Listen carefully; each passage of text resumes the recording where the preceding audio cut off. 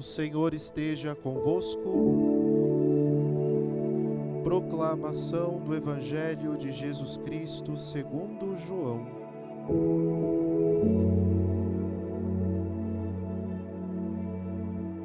Naquele tempo, ao passar, Jesus viu um cego de nascença e cuspiu no chão, fez lama com a saliva e colocou-a sobre os olhos do cego.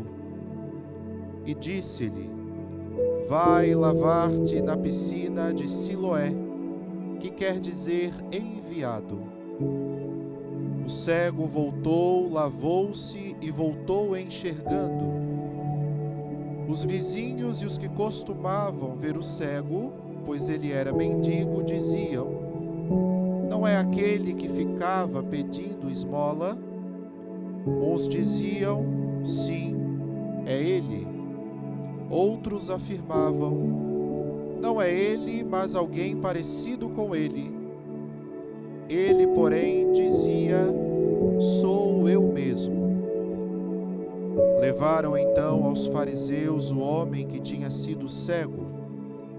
Ora, era sábado, o dia em que Jesus tinha feito lama e aberto os olhos do cego. Novamente, então, lhe perguntaram os fariseus como tinha recuperado a vista. Respondeu-lhes: colocou lama sobre meus olhos, fui lavar-me e agora vejo.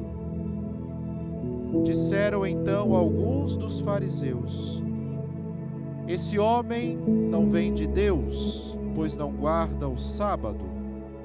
Mas outros diziam: como pode um pecador fazer tais sinais? E havia divergência entre eles. Perguntaram outra vez ao cego: e tu que dizes daquele que te abriu os olhos? Respondeu: é um profeta. Os fariseus disseram-lhe: tu nasceste todo em pecado e estás nos ensinando? E expulsaram-no da comunidade. Jesus soube que o tinham expulsado. Encontrando-o, perguntou-lhe: acreditas no Filho do Homem? Respondeu ele: quem é, Senhor, para que eu creia nele? Jesus disse: tu o estás vendo, é aquele que está falando contigo. Exclamou ele: eu creio, Senhor. E prostrou-se diante de Jesus. Palavra da salvação. Podeis sentar, irmãos e irmãs.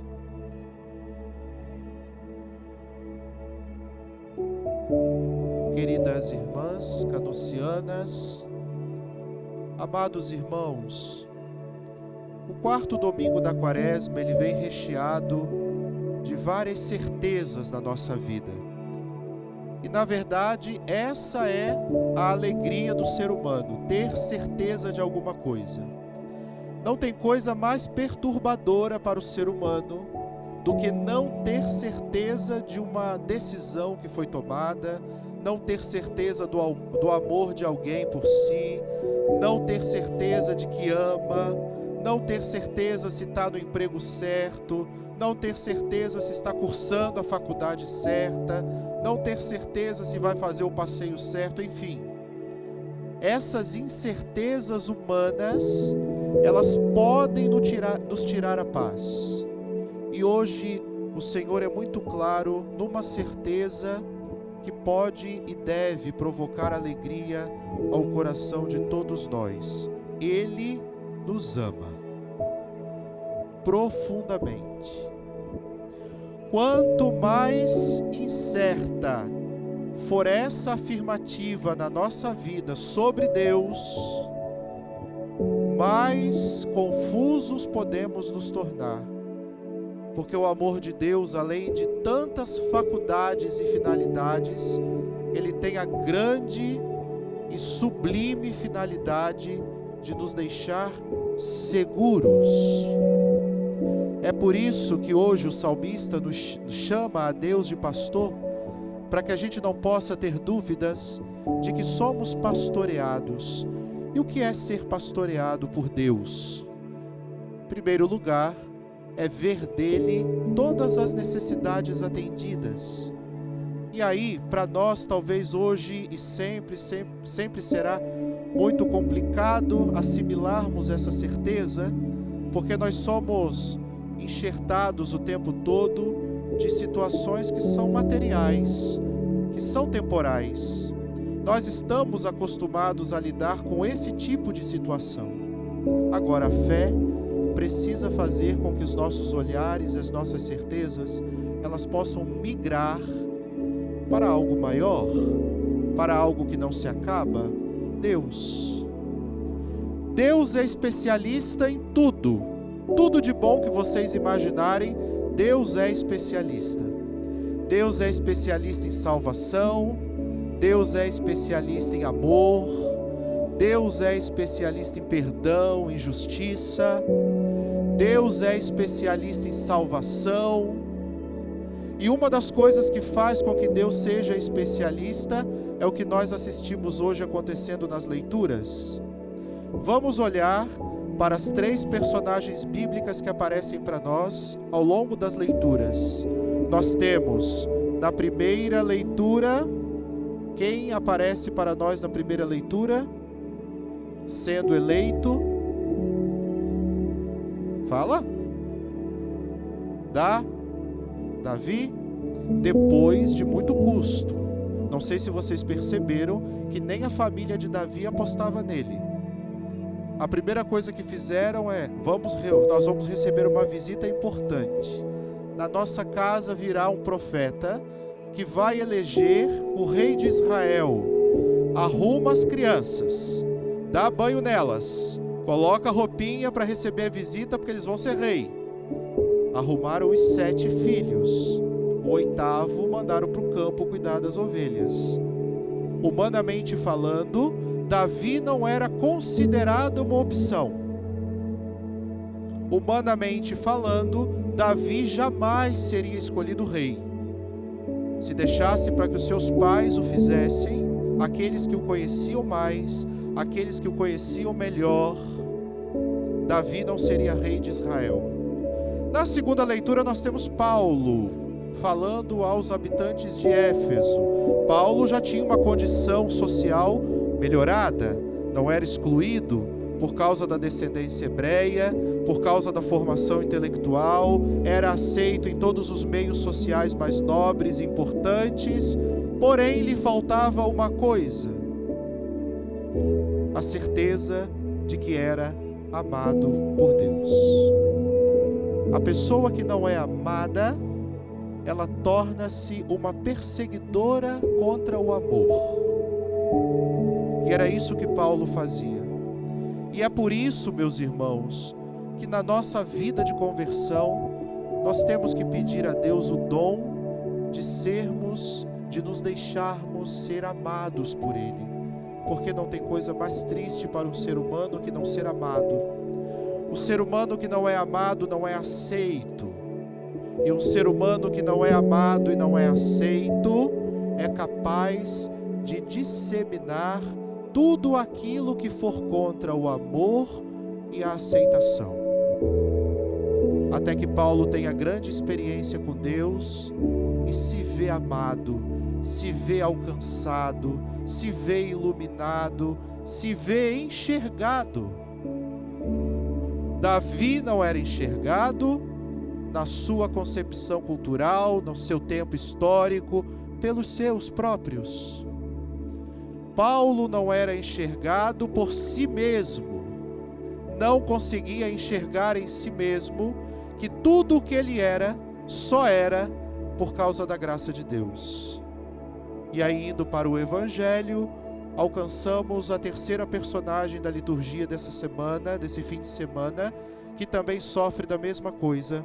Além de não enxergar, por causa disso, também não era enxergado. E o cego ainda denuncia para nós algo maior. O que uma característica limitante na vida do ser humano pode lhe trazer de julgamento e exclusão na sua vida. Não sei se vocês perceberam, se vocês pudessem olhar o lecionário, a frase, pois era mendigo, está entre parênteses. Só que a história de um cego de nascença, por que está pois era um mendigo entre parênteses? Porque a sua condição miserável se tornou consequência de uma limitação física. Em outras palavras, aquele homem não era enxergado por dois motivos.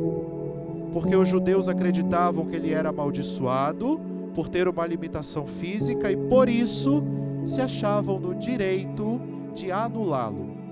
Vamos escondê-lo, não vamos enxergá-lo, vamos deixá-lo à margem.